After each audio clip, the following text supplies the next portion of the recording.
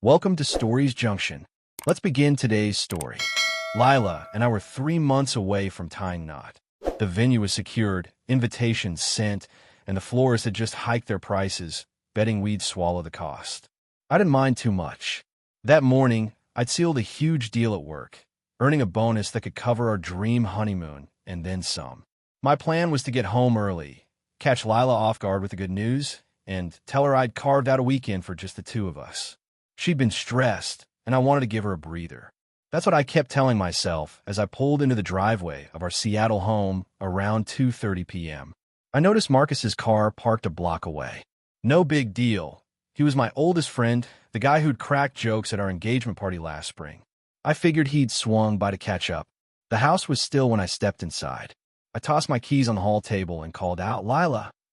Silence. I wandered toward the back deck, thinking she might be out there.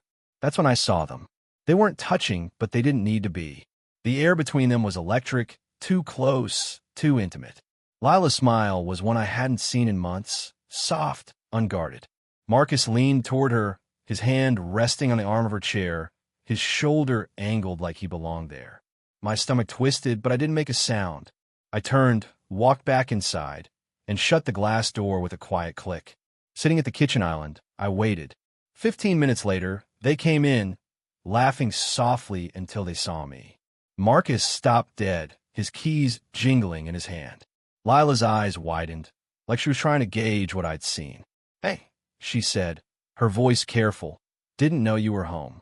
"Obviously," I said, my tone even. Marcus muttered something about needing to go and bolted for the door. I didn't stop him. I looked at Lila. "Sit," I said, nodding to the stool across from me. She perched on the edge, tugging at the hem of her sweater, her eyes flickering between me and the floor. "Tell me," I said. "James," she started, her voice unsteady. "It's not what you think." I didn't respond. I just held her gaze, letting the silence press her. She shifted, her fingers twisting the drawstring of her hoodie. "It was a mistake," she said finally. "It only happened once." "When?" I asked. "Last month," she mumbled, staring at the counter. "Where?" She hesitated, her breath catching. "Here." I kept my voice low, steady. "In this house." She nodded barely. I leaned back, my jaw tight. "How long has it been going on?" Her lip quivered. "Just a few times, I swear." Her eyes are glossy now, tears threatening. "It sounds worse than it is." "It doesn't sound worse," I said. "It is worse." The tears came then, fast and heavy, like they were meant to pull me in. I didn't budge. "I didn't mean for it to happen," she said, voice breaking. "You were gone for that work trip, and we were just talking, and it just happened." I shook my head. "Nothing just happens, Lila. You chose this. You let him in." "I love you," she said, desperate now. "We can fix this, James. Please." I looked at her, my mind already made up. "Thanks for telling me," I said. "Now pack your things. You're done here." Her face crumpled. "What? You're kicking me out. You slept with Marcus. In my house. You're not my fiancé anymore. You're just someone who's leaving." "James, come on," she said, her voice rising. "We're engaged. You can't throw away 4 years over this." I walked to the front door and opened it wide. "You've got 10 minutes. Take what you need for tonight. I'll box up the rest." She stood, arms crossed, defiance flashing in her eyes. "You don't get to treat me like this. I'm not some stranger." "I'm not treating you like a stranger," I said. "I'm treating you like someone who betrayed me." "You can't erase everything we've built," she shouted, her voice cracking. I pointed to the hallway. "You already did." She didn't move for a moment, her chest heaving.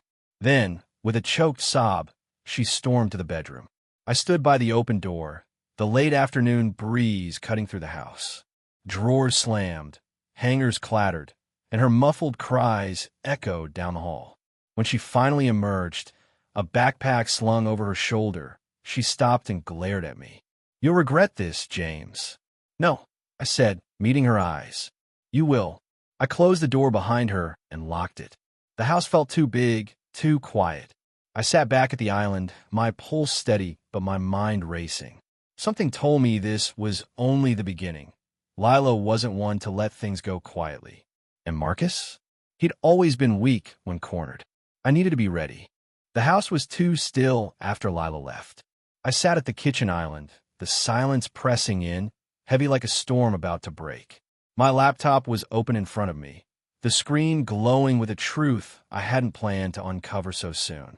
A few weeks back, I'd installed security cameras around the house after a neighbor's car was broken into. One camera covered the front porch, another the living room, an impulse setup I'd never turned off. Now, I was glad for it. It took me half an hour to pull up the footage. I didn't need much, just enough to confirm what my gut already knew. There it was, time-stamped and clear. Lila on our couch, Marcus's arm around her, his lips brushing her shoulder. The way they moved wasn't rushed or guilty. It was comfortable, like they'd done it before. I froze the frame, took a screenshot. Nothing graphic, just undeniable. Their faces, the date, the intimacy. My house, my life, my so-called friend. I leaned back, staring at the image. Anger simmered, but I didn't let it take over. I needed to be sharp, not reckless. I opened my contacts and created a group message labeled Wedding Update. Canceled. I added Lila's parents, my parents, our closest friends, and, deliberately, Marcus's girlfriend, Sarah. I attached the screenshot and typed one sentence. The wedding is off. Lila has been cheating with Marcus in my home. I hit send, no hesitation, no second thoughts. Then I blocked Lila's number, Marcus's, and a handful of mutual friends who'd likely take their side. The silence that followed felt like a clean slate. The next morning, I called a locksmith. By 11 a.m., new deadbolts gleamed on every door. By afternoon, I'd packed Lila's clothes, her books, her half-used bottles of lotion into garbage bags and left them on the curb. She didn't show up to claim them. I didn't expect her to, not yet. That evening, my phone buzzed with a voicemail from Lila's mother, slipped through a work line I hadn't blocked. Her voice was tight, urgent, saying it was a family matter.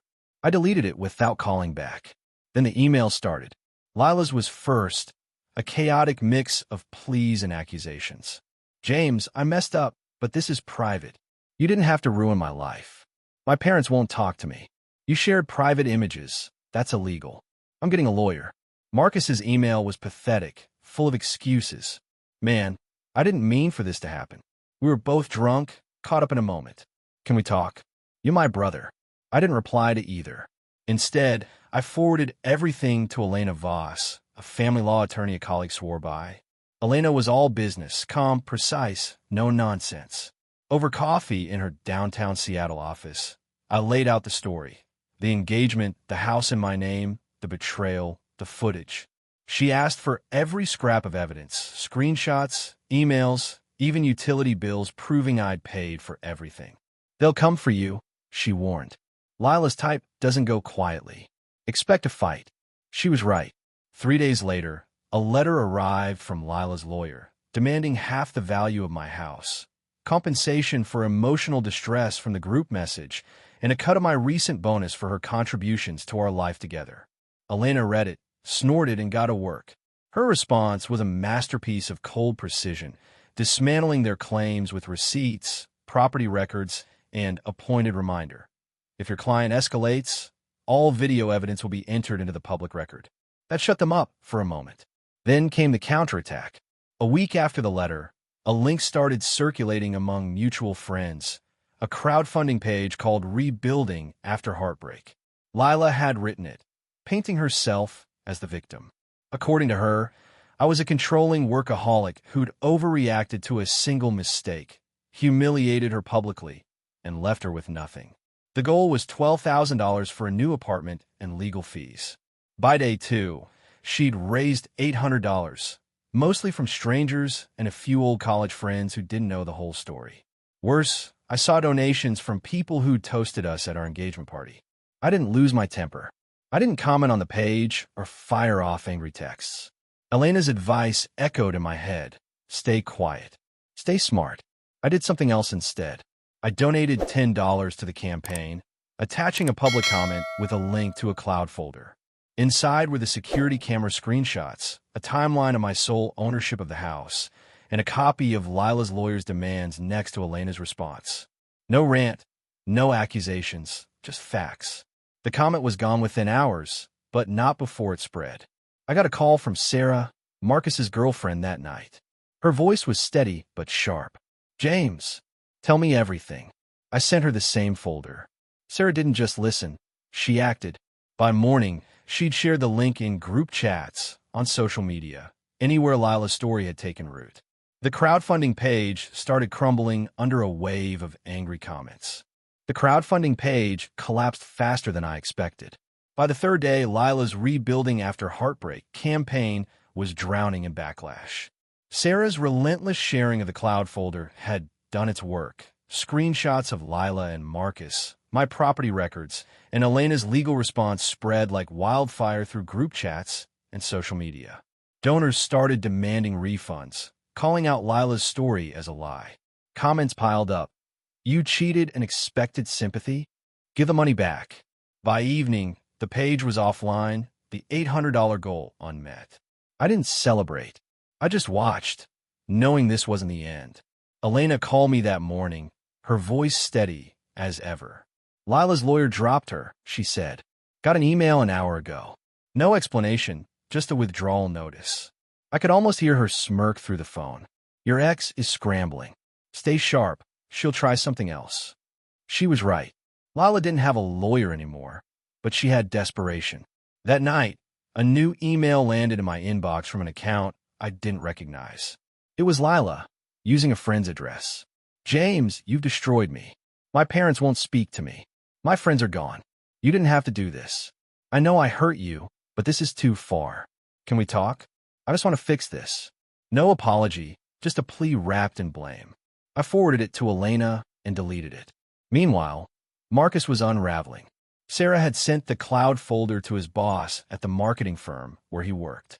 They had a zero-tolerance policy for conduct unbecoming, and cheating with your best friend's fiancée apparently qualified. By the end of the week, Marcus was out of job. Word spread that he'd moved into his cousin's garage in Tacoma, cut off from Sarah and most of their mutual friends. She didn't just dump him. She erased him, changed her locks, and blocked his number. When I called to thank her, she said, "I didn't do it for you, James. I did it for me." Fair enough. Lila's next move came a few days later. I got a text from a mutual friend, Tara, who hadn't been in the group message. She was hesitant, almost apologetic. "Lila's been calling people, saying you're harassing her. She's telling everyone you're spreading lies to ruin her life." I thanked Tara for the heads up and sent her the cloud folder. She went quiet after that, but I knew she'd seen the truth. Then the rumors started. Lila had taken to social media, posting vague, tearful stories about abusive exes and public shaming. She didn't name me, but the implication was clear. A few of her old coworkers and distant cousins rallied around her, sharing her posts and painting me as the villain. One post read, "Some people would rather destroy you than forgive a mistake." It got 20 likes before it was deleted, probably when someone sent her the screenshots again. I didn't engage. Elena's words were my anchor. Be methodical. Don't react. Instead, I focused on the house. Every corner held a memory of Lila. Her coffee mugs in the cupboard, her scarf still draped over a chair. I couldn't stay there. I called a realtor the next day and put the place on the market. Within a week, I had an offer cash above asking. I accepted it without blinking. The house wasn't home anymore. It was just a shell. I found a new place, a sleek one-bedroom condo in Belltown, close to the water. It was smaller, simpler mine. No guest room, no shared spaces, just a clean start.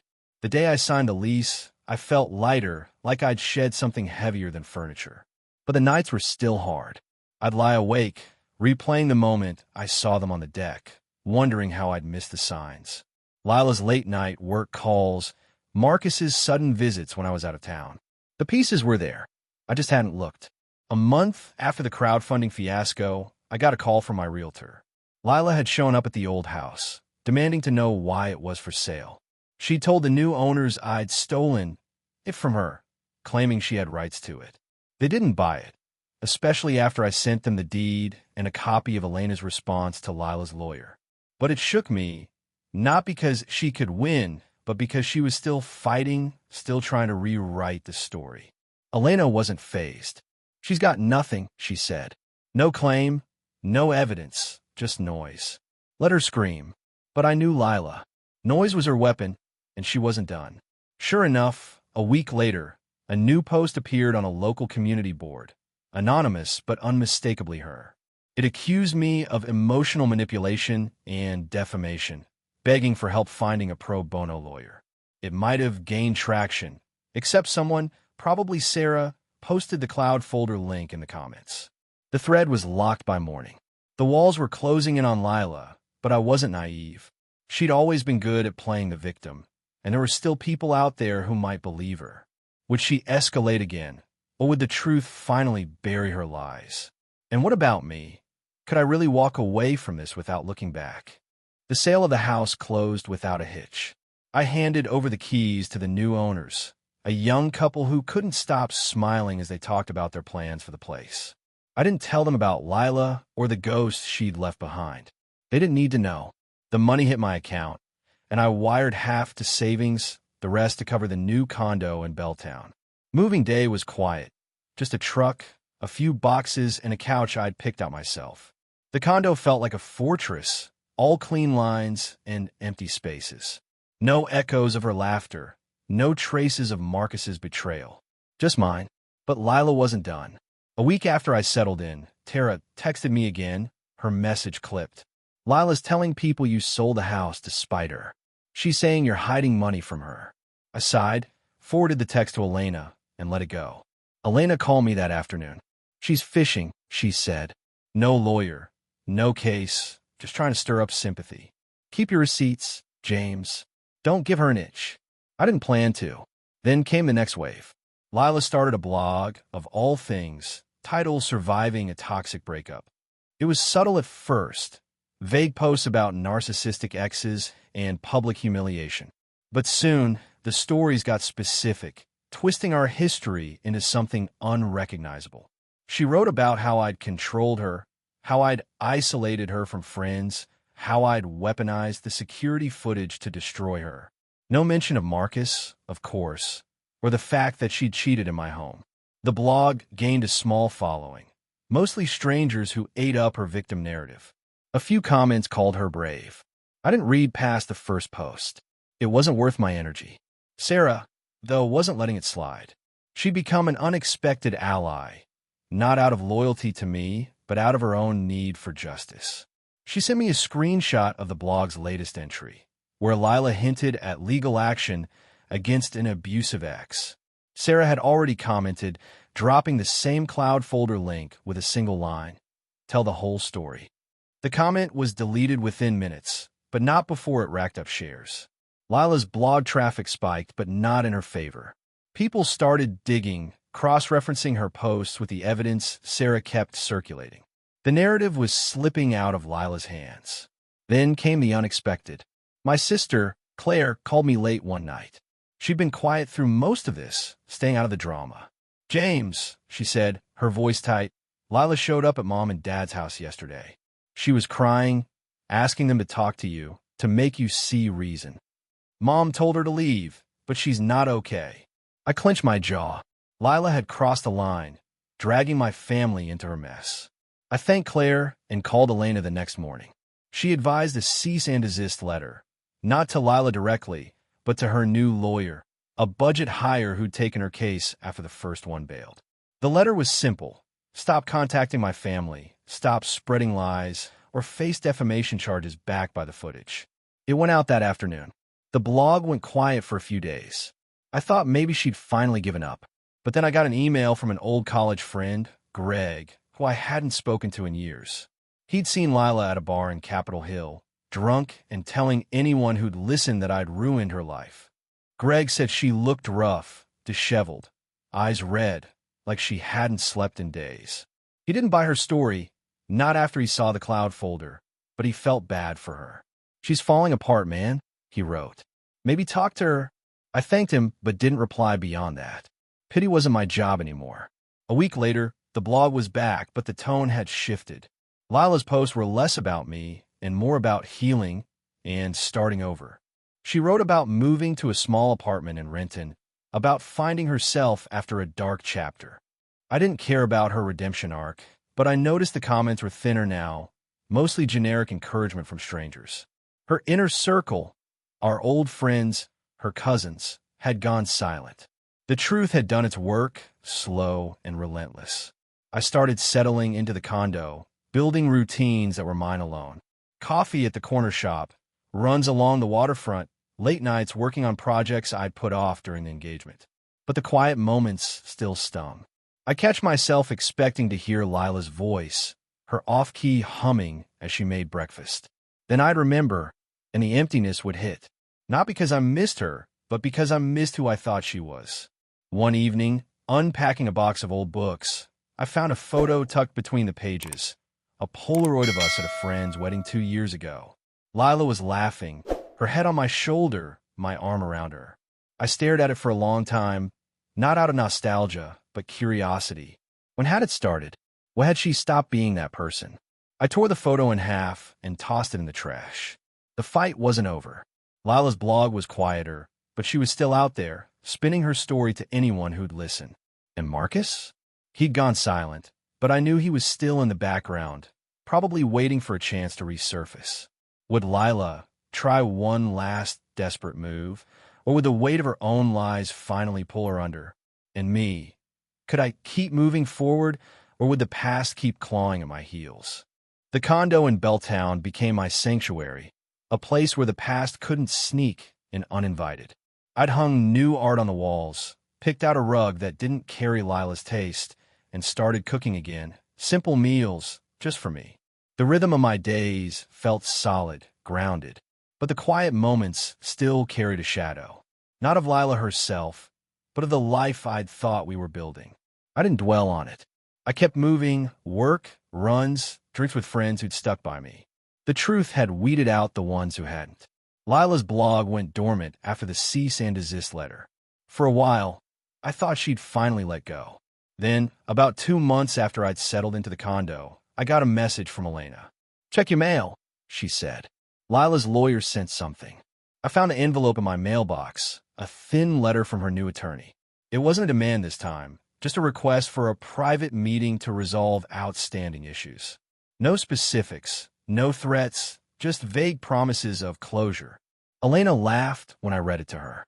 "She's out of moves," she said. "This is a last-ditch effort to guilt you. Ignore it." So I did. But Lila didn't stop.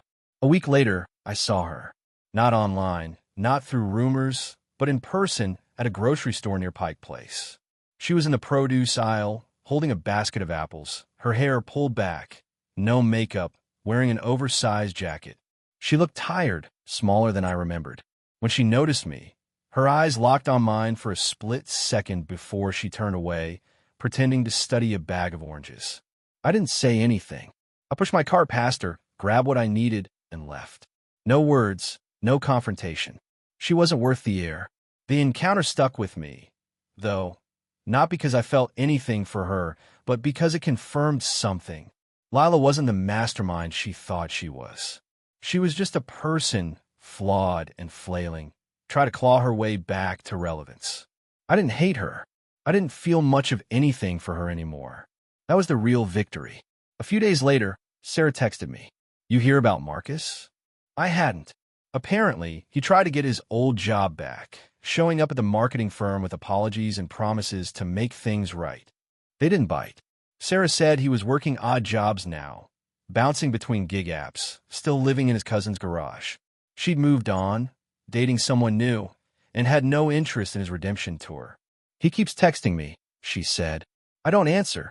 I told her she was better off. Lila's social circle kept shrinking. Tara, the mutual friend who'd tipped me off before, sent me a screenshot of a group chat where Lila had tried to rally support. She'd posted a long rant about being abandoned and betrayed by everyone.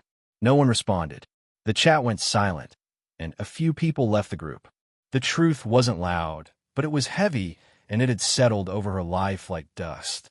I kept building mine. Work was good. My bonus had earned me a promotion, more responsibility, a corner office with a view of the Sound. I started hiking on weekends, driving out to the Cascades, letting the trails clear my head. One night, unpacking the last of my boxes, I found a keychain, a cheap trinket Lila had bought me at a fair years ago. It was scratched, the paint chipped, but it felt like a relic from another life. I didn't toss it. Instead, I dropped it into a small tin with some old coins and a watch I never wore.